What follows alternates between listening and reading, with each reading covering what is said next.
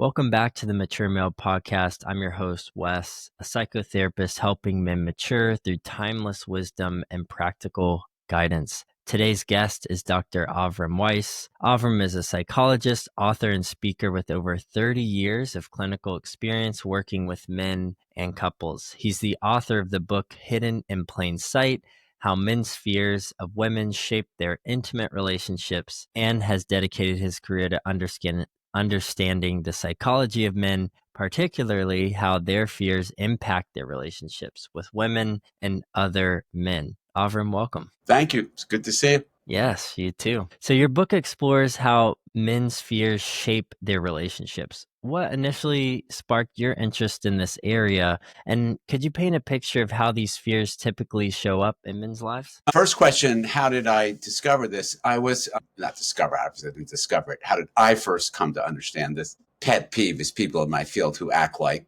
the stuff they learn is, so I don't want to do that. I was very lucky in my training. I went to a sort of really extraordinary master's program first that taught us a particular approach to research, qualitative research, which involved you'd be interested in a topic, you would interview people about it and spend hours reviewing the transcripts of the interview. So like a group of us might work together, 3 of us might work together and spend 2 hours on a half a page of text.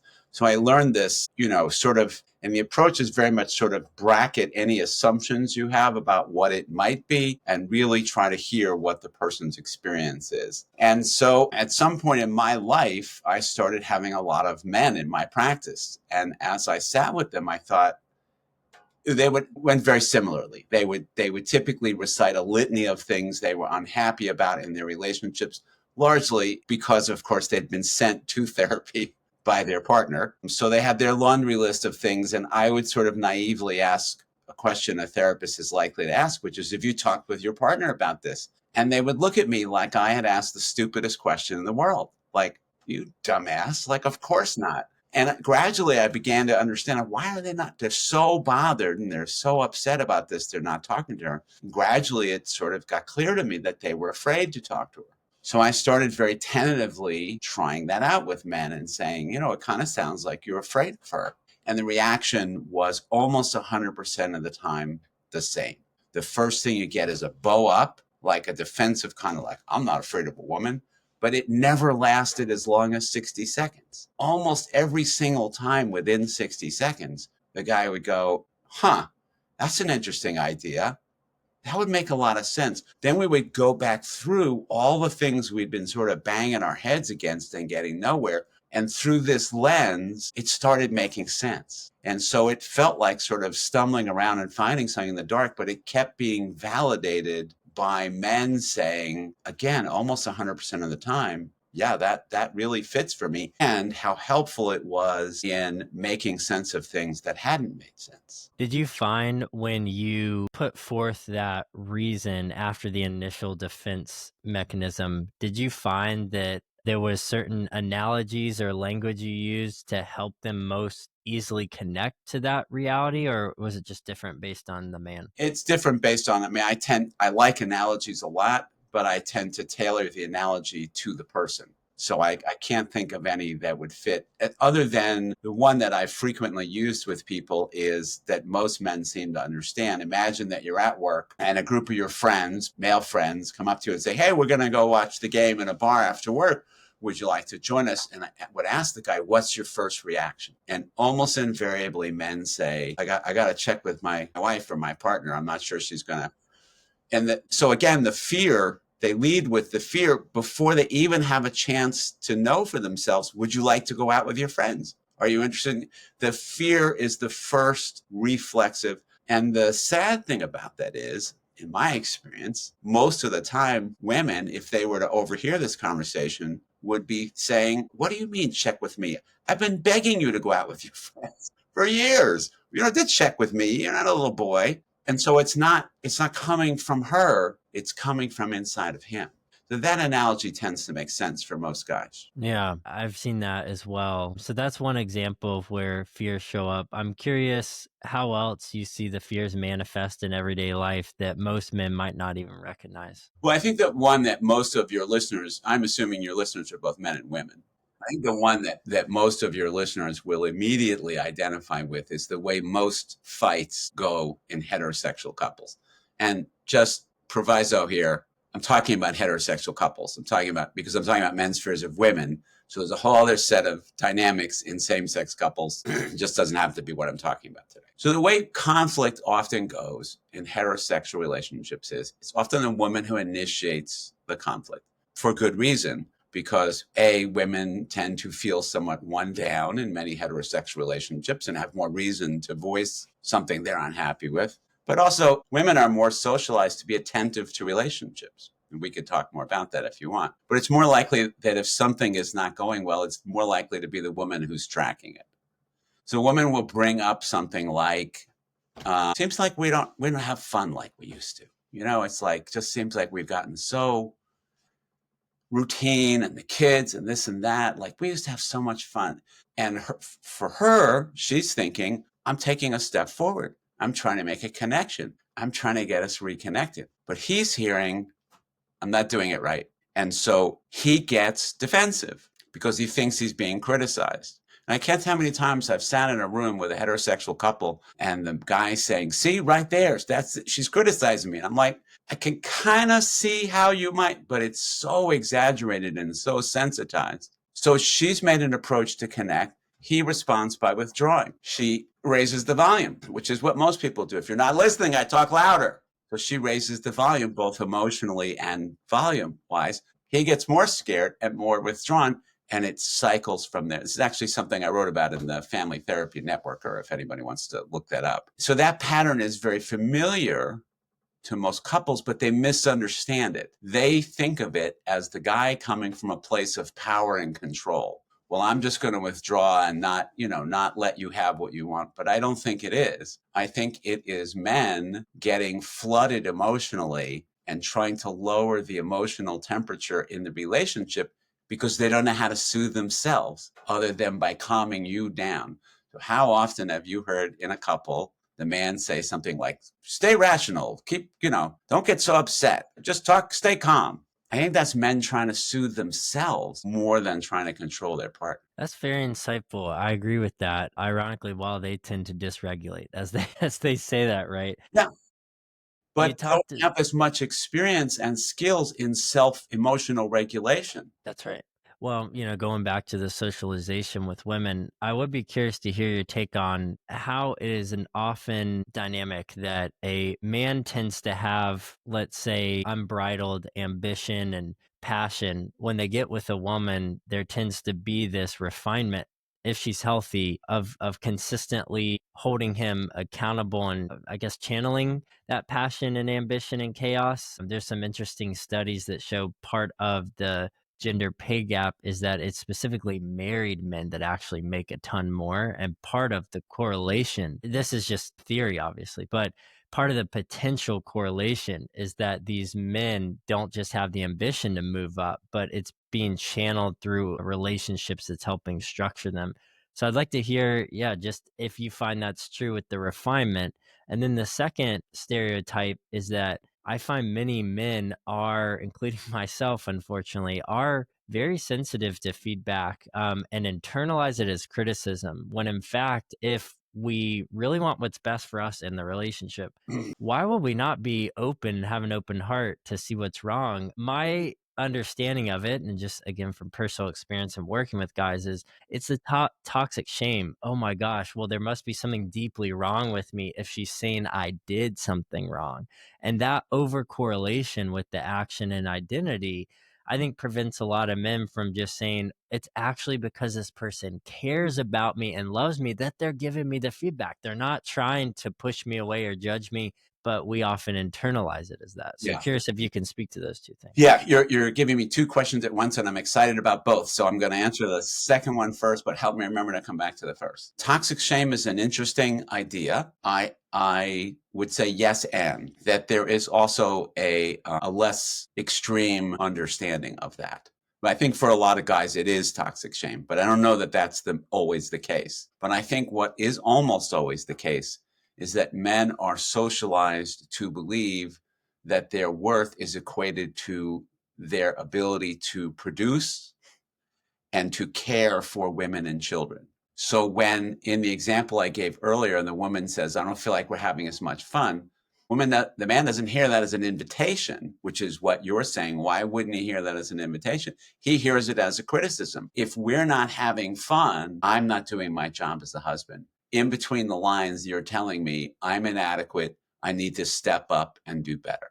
So men are socialized to feel responsible. Men are socialized to caretake and to feel responsible when something in the family is not going well. It's like something that they're doing wrong. Back to your earlier question, that's really interesting, the data you cited. What I know is that people who have a spouse who works at home, regardless of gender, earn 50% more than people who don't, which is a huge amount of money, which is a great statistic to pull out if you're working with a couple where one person is not working outside the home and feeling undervalued. Just tell him that 50% of his salary is dependent on the work that she's doing for him.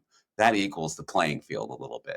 Yeah, that is an interesting take. And that first point as well with the refinement, I'm curious if you do find that that's, I mean, you use the word socialize. I'm certainly open to seeing that. I wonder if there's any biological principle there or proof, or you feel like it is just purely the condition of what society has said a woman's role is. For instance, if we were just to have a blank slate, is it often the case that any men might feel naturally like their job is to be the refiner? You know, this is an age old question that you're asking. And I can tell you what the current science says. There was recently a study published in the Journal of Men and Masculinities about this question. And it was a meta analysis of meta analytic studies. So the total N was like 2 million or something crazy like that. It's overwhelmingly learned, is what we, at this point, what the science is telling us, that the actual gender differences between male and female pale compared to the socialized differences. And a book I would recommend to any of your listeners who want to understand,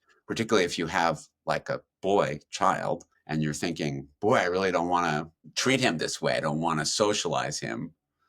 There's a wonderful book by a woman by the name of Judy Chu, who is both a congresswoman from California and a psychologist. And Chu wrote a book called When Boys Become Men, I believe is the title. And she spent 3 years in a pre-KK school hanging out with 5 and 6-year-old boys and studying this process of socialization. Now, keep in mind, this was a Quaker school, which so all the parents and all the teachers do not want their children gender socialized and are doing, they're ultra liberals and they're doing everything they can to not gender. And, you know, the boys started a secret club called the We Hate Girls Club.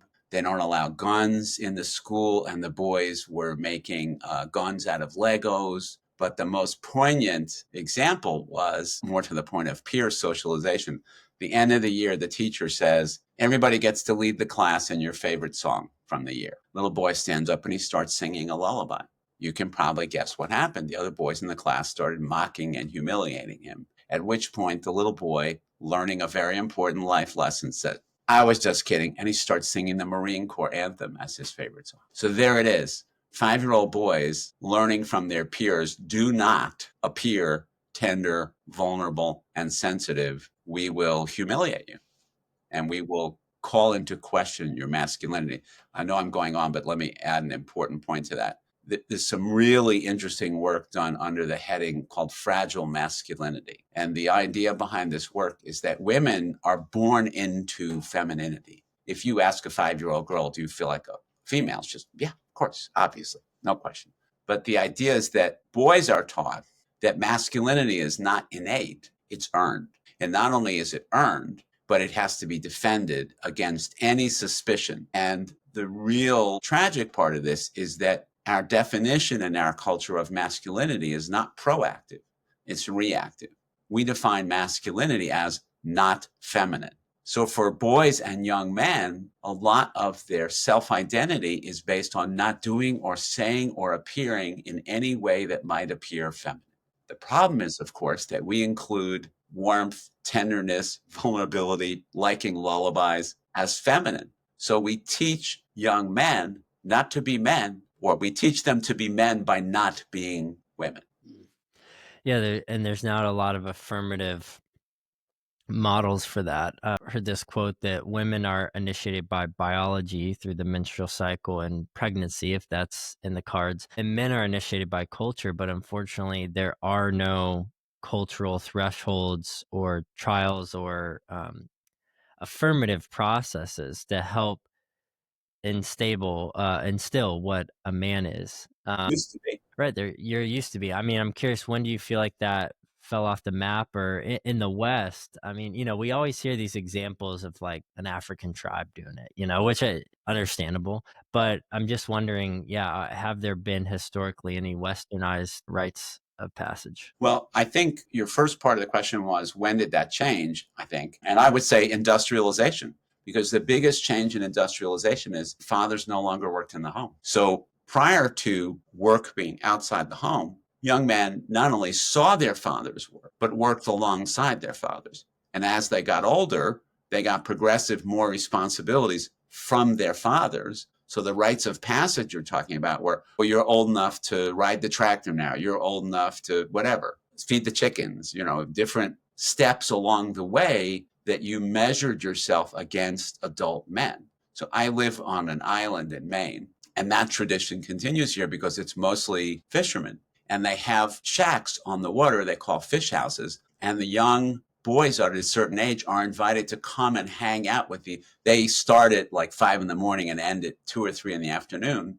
They have a lot of time in the afternoon. The young men are invited to come and hang out with the older men in the fish house. And maybe they're repairing a trap or they're talking about their work, and they're being initiated. Many of the young men here go into their father's line of work, and their dad's work is right there, and their dads are there. And I'm wondering now, you talked about earlier the socialization of women to be the refiner. It's interesting that I do wonder if those rites of passage and the day-to-day connections stuck around, if that would be the male's primary role of refinement, which is his kid. And if you had that touch point, they would naturally do that. And that's very interesting that you say that that quality time, it seems, is so important. I know there's a lot of stats that I think a quarter of all, at least American households, have a single parent in them. And of those, 92% of the time, it's the mother. Then they're going to a school where 1 in 20 teachers on average are male. So, and then,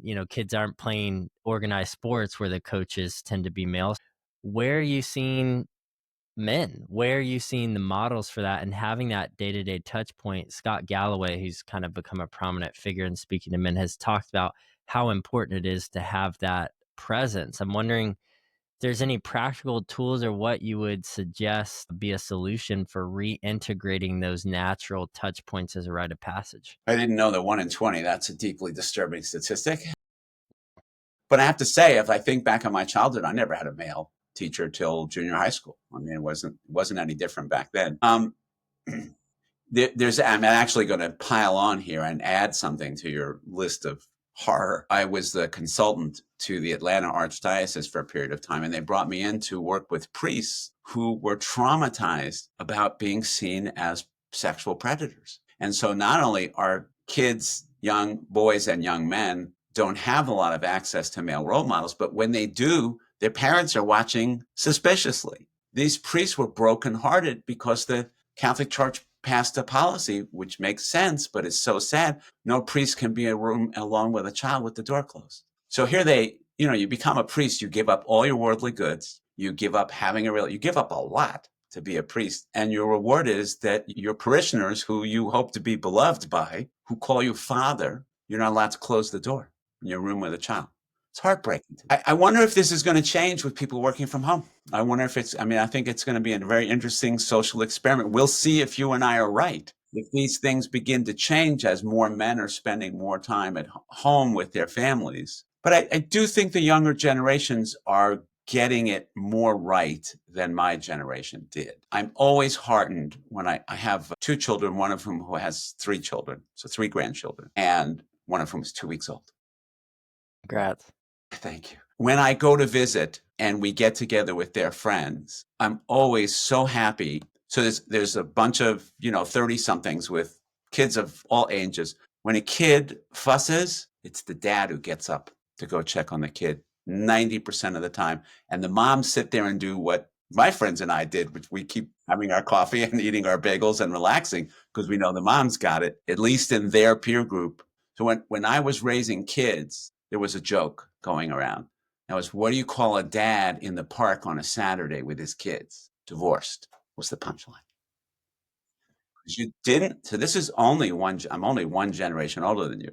One generation ago, it was the object of humor. Men being with their kids was a butt of a joke. So it's changed. I do agree. And going back to the work from home, that's an interesting point. I think that's right. At least we know that work has become more flexible. So even if you have to go in, employers are more understanding to where you can leave early and come in late, etc. But my father in law actually said that there was a study that just came out on how, on average, a dad in modern days spend something crazy like 200% more time with their kids FaceTime than a father would just a generation ago. Wow. Well, And that's kind of what I'm saying. Yeah. and I think that's right, having more of those touch points. I mean, I think the issue now is that while we're home, and I deal with this personally, I'm faced with the screen as a competition at spending time with my kids, which we can get into. But, going back to that comment about the priest, that's very interesting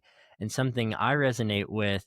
When I was in mid 20s, I was into music and I was planning to do an album. So I wasn't working a classic 9 to 5, but I needed to make money. So I offered to be what I affectionately call a Manny.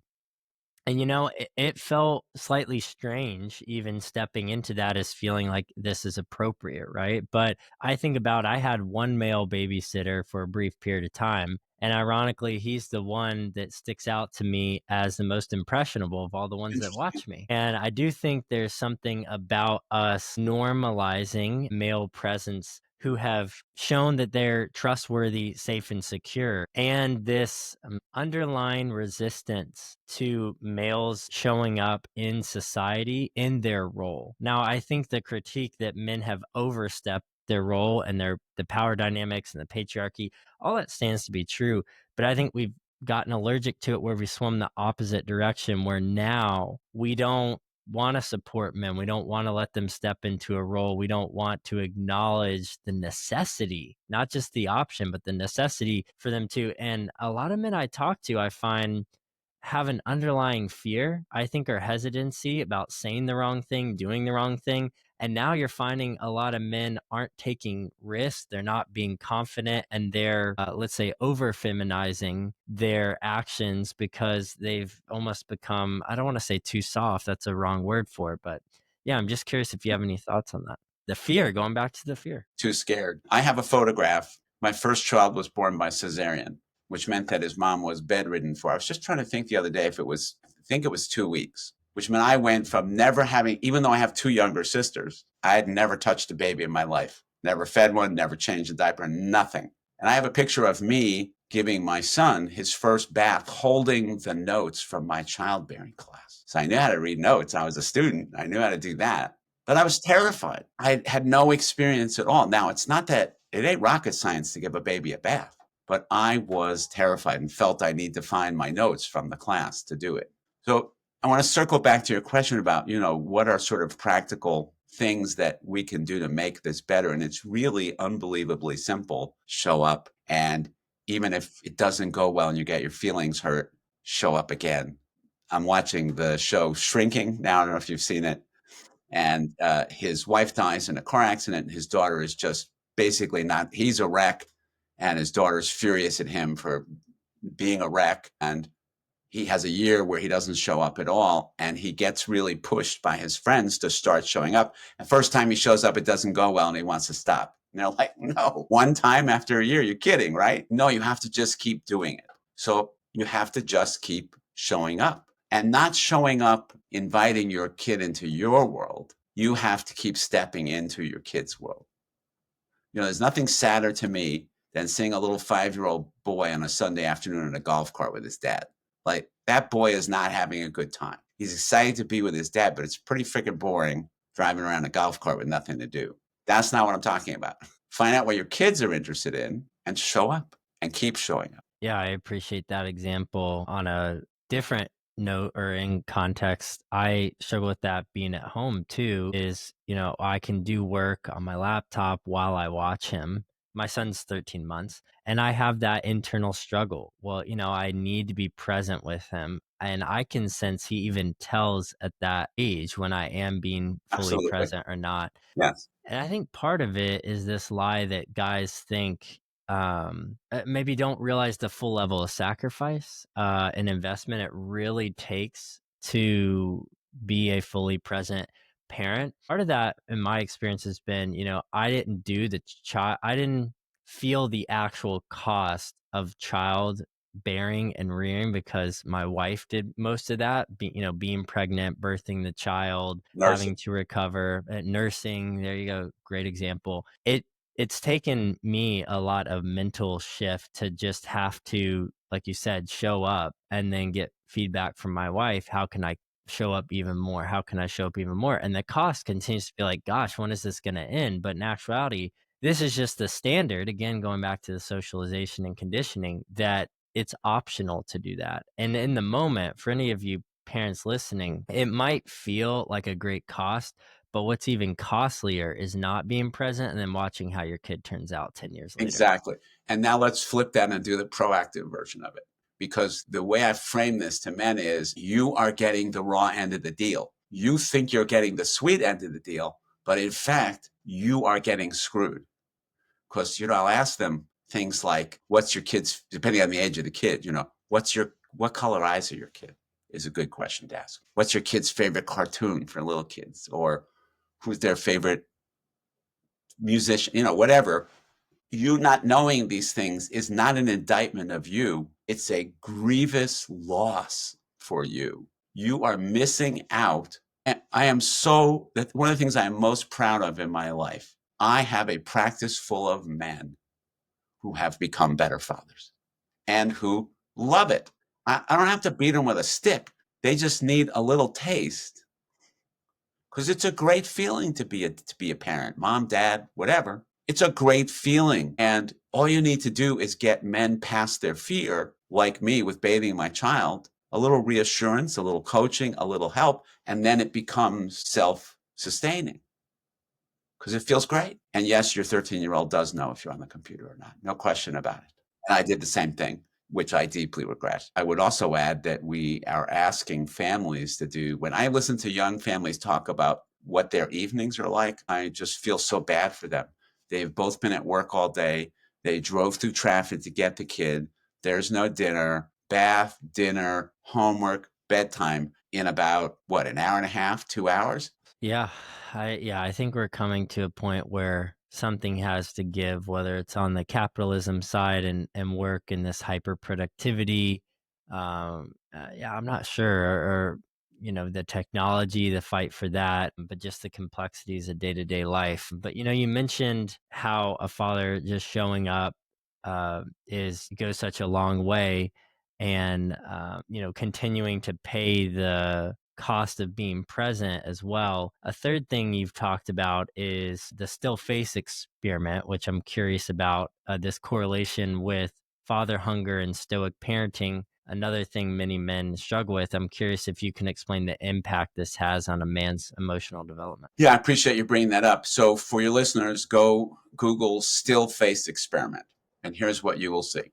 It's an experiment done probably in the 60s because you'd never get permission to do it today. It's not as bad as the Tuskegee syphilis experiments, but it's pretty gruesome when you watch it. So they have a mom and infant interacting in a split screen like you and I are now. So you can see them both. They're looking at each other, but you see on the screen a split screen. And you can see that there's a dialogue going on. Obviously, the infant doesn't speak, but there's a dialogue and it's a back and forth. Clearly, they're communicating with each other and they are teaching each other what works and what doesn't. They're both learning. So the baby tries out different behaviors. And when mom smiles, oh, that's a productive. When I make that face, mom smiles. So I'm going to make that face again. And then when I cry, mom doesn't smile. She doesn't like that as much. The mom's learning from her side. How do I soothe this child? What do they like? What do they not like? So they have it going on and it's great. Then the moms are instructed to turn away for a moment and turn back with a still face, not an angry face, not a critical face, just not responsive. Within 60 seconds, most of the infants are more distraught than you could imagine. It's so painful to watch. Again, the moms are not hitting them, they're not yelling at them, they're just impassive. Some of the infants lost bowel and bladder control. Some of the infants couldn't sit up, they lost posture control. It was devastating to them, absolutely devastating, because humans are the only creature who are complete. Our brains are too big, our heads are too big to get through the birth canal at a certain point. So we have to be born before we're cooked. So my 2-week-old granddaughter can't do anything. A 2-week-old horse can run, eat, all kinds of stuff. Every other animal but us. So we're born entirely dependent. We rely entirely on our caregivers. And so their attention is a life and death matter for us. Interestingly, in those studies, boy infants got more physiologically distressed than the girl infants and took longer to soothe themselves. Now, fast forward to adult heterosexual couples. For men, if they're heterosexual, their partner is the same gender as their earliest caregiver. And so it recreates the same dynamic. And you look at the research on heterosexual couples conflict, and what do you know? Men get more physiologically distressed in conflict and take longer to soothe themselves. So when women withdraw, when the women have a still face, even when they're, as we were talking about, not being critical, men are panicked. I had a guy tell me, and I believe him, that when he walked in the door of his house, he knew whether his wife was upset with him before he saw her. He could feel it in the air. And I believe him because men are that hyper vigilant about whether they're okay with their partner. So I bet he could. You know what that is bringing up for me in my marriage is that I get most dysregulated when it appears my wife doesn't care, or she's stonewalling, or showing some sort of neutrality, or not being empathetic or tuned in. And I raise my voice because I want to be seen and heard more and try to take up more space. And it's interesting that you say that, because we know this is true also psychologically for work, that even if a person has consistently negative reactions to you, a person will respond better to that than unpredictable. And if something is unpredictable, we lose it. We have no idea how to respond. We go into fight or flight. And in a way, I think this is the neutrality, or the stoic face that someone gives, which is, I don't know how to interpret you. Is it good? Is it bad? Where do I stand with you in this moment? And that perilous fear of being frozen in the unknown, I think really messes with people. And it goes all the way back to infancy. And of course, for women, it's different. If you're a heterosexual woman, the object of your attentions is not the same gender as your earliest. I mean, it might be, maybe you were raised by a man, but probably not. And so it's not charged in the same way that it is for men. Plus, it's compounded by, this is going to be a significant tangent, but there's the developmental piece, which is that we know that boys and girls play in same-sex play groups until around school, at which point girls start mostly playing with girls and boys start playing with boys. Girls are playing games that help them learn relationship skills. Ask your wife what games she played as a kid. School, house, doctor, role-playing games. They're learning about relationships in those games. I played Cowboys and Indians, Build the Fort, football. I played games to prepare me for my role in the patriarchy, which is to dominate and control the world around me. And compete. Hard to say that with compete, right? It's hard to say that with a straight face at my age. So then, puberty, and we come back together. And not surprisingly, women are much more skilled at relationships at that point than we are. And then men come to a fork in their lives. This way goes, I like this intimacy stuff. She knows a lot more about it than I do. If I sort of hang in there and a little humble, I can learn a lot from her about it and have a much fuller, happier life. The other fork goes, you're not the boss of me.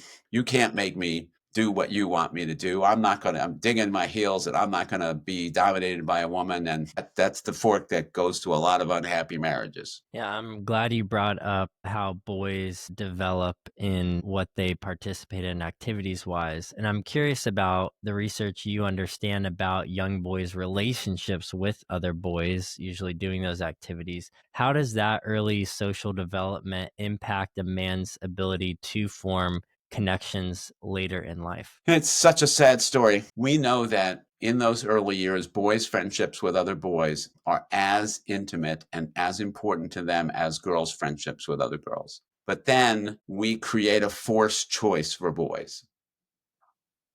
Because at that point, usually dads start to get more involved in parenting. And dads, often working outside the home, represent access to privilege, to male privilege. If you are like me, if you want to become a man like me, you can have power, wealth, all kinds of stuff. But as we said earlier, if you want to be like me, you can't be like mom, which means you can't be warm, tender, soft. So we create a forced choice for young men that I think is the wound underlying every man on the planet who's been raised in a patriarchal system, which is just about every man, is that relinquishing of all the parts of themselves that were so precious to them. But the skills are still there because they learned them early in life. And that's the good news for men, is that if you can find your way to a group of men who are interested in closeness, you do know how to do it. You knew how to do it when you were a little boy. You forgot, but you didn't unlearn it. It's still there. And with a little practice, you can recapture the kind of closeness that you had with other males from the time you were very young. I had two best friends who lived on my block when I was a kid. I spent every afternoon of my life with those kids. I don't remember what the inside of my house looks like. I remember what our yards look like. That's where my emotional development happened. Yeah, and I likewise remember being young and just having more physical touch with other guys too that was healthy. I mean, there's all these general videos floating around of little boys hugging little girls or, hugging other little boys. And we think, oh, that's cute, that's normal. But then all of a sudden we get to the point now where we feel awkward even asking for another guy's number. As another guy I talked to said, we just, hey man, you mind if I get your contact? And, why is that so weird? Why can't we just normalize? I appreciate you naming that. It's a learned helplessness to think you can't connect with another man, and it's destroying us slowly because we know social bonding is such a crucial component to longevity and mental health while you are living those years. And it's just many men do not know how to socialize with each other in a way that feels real and connected. You can still talk about the sports game, that's not a problem. The problem is when that becomes all you talk about, and that's all how you bond. And I know you've had experience hosting men's groups. I'd be curious the insights you've learned about gathering other men together, and what we can take away as far as why men's groups are a critical component to manhood. I think they are. And one of the things I'm happiest about in the book is that there's a chapter for men. Because what I hear from most men is, well, I'm interested in being close with other men, but I don't know any men who are. That's like people who are dating and say to me, there's no good men out there or no good women out there. I'm like, yeah, but all the men are telling me the same thing. Like, I think there are actually. So I think there are men who are interested in closeness, but there's all these sort of homophobic prohibitions about expressing the interest because, of course, homosexuality is feminine. So you don't want to appear to be feminine. I say it's feminine, meaning that's the cultural stereotype about it. So my experience in running men's therapy groups, it is one of the most humbling experiences I've ever had as a professional. I started probably about 15 years ago, and I distinctly remember the moment standing outside the group room door, getting ready to walk in for the first night of my first men's group and thinking, this is the worst idea I've ever had in my entire professional life. This is going to be awful. They're going to talk sports. They're going to talk work. But in most of the mixed groups I had done, it's usually the women who lead the way in terms of emotional disclosure and depth, and the men sort of come along behind them. So I'm going to, with no women in the room, there's going to be no depth. There's going to be nothing personal. It's going to be tedious and awful. Well, The first group ended with the men embracing. 3 to 5 weeks in, they started talking about how much they care about each other, how important the group, things that had never happened. I never heard men ever do in a mixed group. And so I was 180 degrees wrong. I couldn't have been more wrong. What I came to understand was my judgments about men were judgments about men who were terrified to let me know themselves. But when I created a space in which they felt free to be themselves, men were nothing like what I had imagined. My men's groups are the only, I've been doing groups for 50 years. My groups with men are the only groups in which people look each other in the eye and talk openly about loving each other. Who knew? It was a shock to me. But it's so powerful and moving to me. I feel sometimes like such a privilege to witness these men loving each other. That's moving to hear. I'm just letting it settle in myself. Having participated in collective groups of men, I've been thankful enough to have a robust, connected group of guy friends throughout the years, but then also participated in guys that I didn't know as well. And it's so moving. I mean, not only does it heal your heart of the disconnects that you were socialized to do in order weirdly to belong. You know, you say, okay, unless you act disconnected and shallow and tough and self-reliant, then you're not going to find connection with guys. It's this like weird counterintuitive Yeah. way to go about it, right? Men have been closer with other men for far longer in history than not close. Absolutely. I mean, if we look historically, even men's men we look at are have that we have letters and documents of just how richly they would express their gratitude and love and connectedness to another guy. Not only is it healing, but it's reframing. It helps you say what is normal. I'll never forget this experience I had personally at my bachelor party. I had a roast session, which I didn't love, mostly because my friends weren't good at roasting me. But they're kind of getting on to me, whatever. And it kind of reached this awkward point where it's like, okay, what are we doing here? It's getting a little much. And then it took this subtle shift where my guy friends started becoming appreciative and they started sharing their feelings towards me as a friend. And then there was this domino effect where it actually ended in my brother, who's one of my closest friends, breaking down, crying, expressing what I had meant to him growing up through our shared experience of losing my father. And my brother-in-law was there, who Boston guy, very stoic, very analytical, very smart. And I could just see his jaw hit the floor. And I had a fear. I go, what's he going to think? I'm embarrassed now that he's seen me in the state. I can't believe An old all of boy us. singing a lullaby.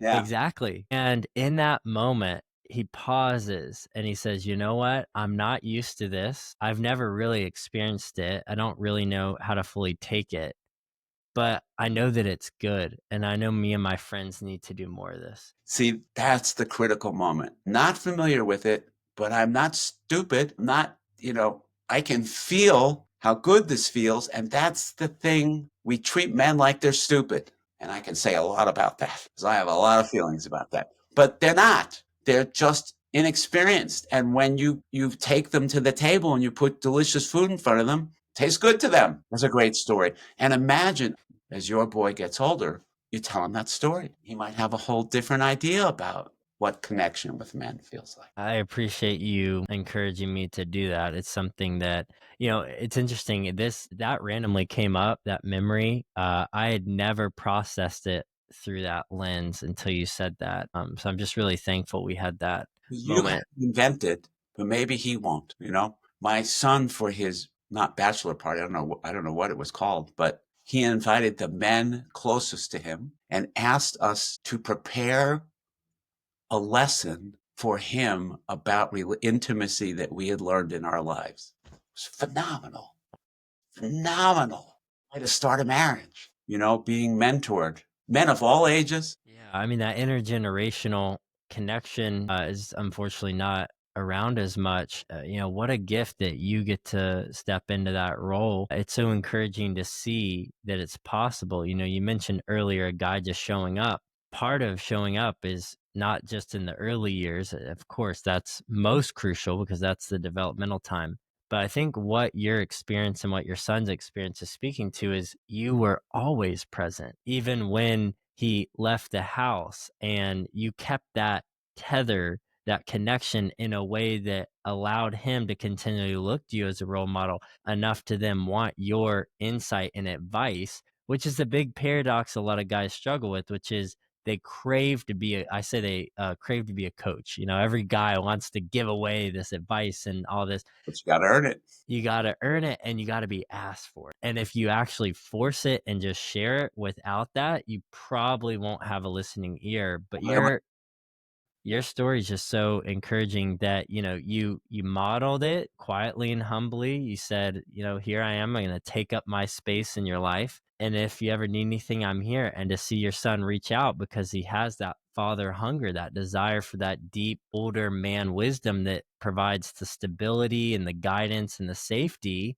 that young men often are looking for. And to see you do that, it's just, yeah, I'm really moved by that. Thank you. And credit where credit is due. He initiated it. I give him all the credit. It's just a beautiful story. So the last thing, shifting gears slightly here, I'd like to get your take on, just because I think this exercise is so valuable. I know our listeners would appreciate advice about a common challenge they often face, which is when they're in a conversation with their partner, they often interpret it through problem solving. And you have a really good exercise to help them know whether they just need to listen or problem solve. I'm curious if you can share that with us. Sure, that's a great setup.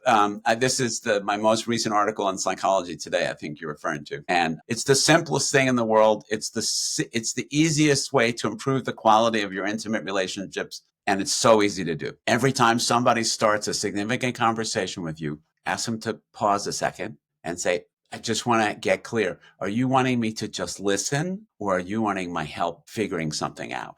And there are two reasons that it's helpful. One is when we start those conversations, we rarely think that through for ourselves. So if I start a close conversation with you and you're not responding the way I want, I get mad at you, but I never really thought through for myself what I wanted from you. I just don't like what you're doing. So it helps the speaker to be more thoughtful about what would be helpful to me. And then on the listener end, what I say in the article is, I'm a therapist. I'm supposed to understand people. I'm wrong more than half the time. So what's your success rate? If I'm batting under 50, you're probably lower than me. So it's such a simple question to ask. And then you can relax because you know what it is that you need to do to be helpful. So just, how can I help? What is it? What do you need from me in this conversation? Yeah, I think it also speaks to the humility to, yeah, not assume that you already know, which many men feel like they need to know. And I was just talking to a client the other day about this, where he said, I was trying to tell my girlfriend that I feel this pressure to know. And you know what she told me? She said, no, I'm actually totally fine with you saying you don't know. I would way rather you be honest with me and us connect over that and me be invited into that Yeah. than you disconnect and not actually admit that you don't know and act like you do. The believer? That's the question. Well, we worked that out in the session of, hey, well, what's your level of trust with her? What's your sense of trust in yourself? And try to practice that next.